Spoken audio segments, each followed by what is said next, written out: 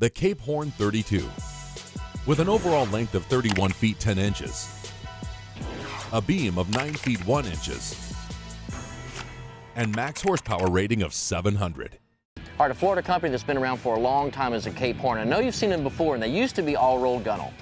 They did, Dave. They really came in as almost an entry-level boat way back decades ago, and they came from Pensacola, that whole area, and you knew when you were getting close to Pensacola because you started seeing Cape Horns. Man, have they come a long way. They really have. They've dressed up their boats a lot. Now, this new 32 that we have here is absolutely gorgeous. They've got a molded ring deck, so you've got the look of a molded interliner, but what I love about it is they've stayed with their tried and true interior finish. It's super tough, and what I love about it's a breeze to clean up. Not only that, but unmistakable lines. I mean, if you see that boat coming down the highway from a mile away, you know it's a Cape Horn. It's a gorgeous boat. Well, they've kept the toughness that's made their company famous, but they've added enough fishing features and family features to this boat to really compete with any of the other center consoles on the market. Well, normally we start at the front of the boat, work our way back. I want to start the middle of this boat at the console because that's really a focal point, and it's got some features I know you're going to like being a fisherman. Most people that buy big outboards run them themselves. You don't very often see a hired captain on an outboard boat. That means the boat owner, the man that makes the decisions, is going to spend at least 75% of his time right here. Every inch has to suit him. Well, it really does, and we talk about this all the time. Ergonomics and getting the console to fit you is really the most important thing when it comes to picking out the style of boat that you want. If you're going to have electronics, pick your electronics, make sure they fit. A lot of the big units now won't fit in the smaller consoles. Having the console the right height, okay? How about a solid windshield all the way up?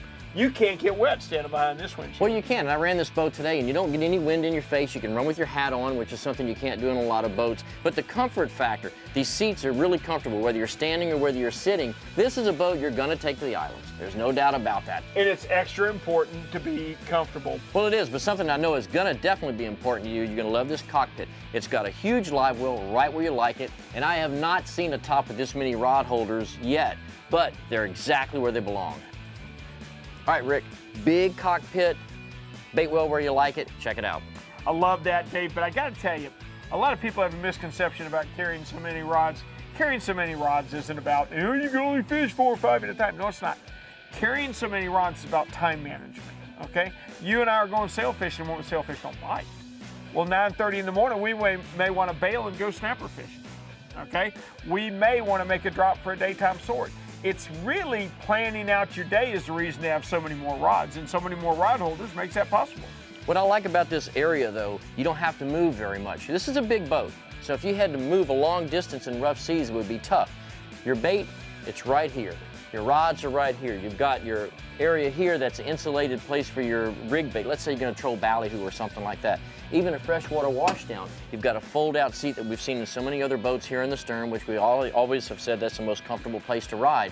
But if you don't want it, it's out of the way. If we're back here snapper fishing, you don't have to move but in this little area. No, you don't, and the live well is critical because if you're going to have one this size, and this one you can take a bath in, it's got to be in the center of the boat. People don't understand how much difference that much water makes to the weight you're running with.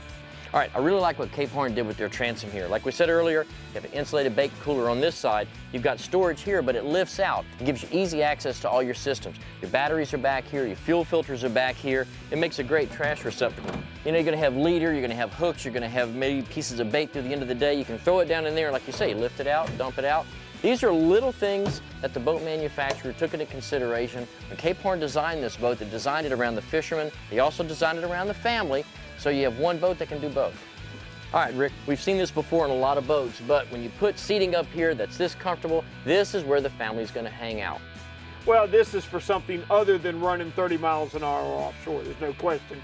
This is a place for a meeting place, if you will, if you're at the sandbar, if you're cruising the intercoastal on Sunday afternoon, going to the restaurant. It is, but let's say we want to fish.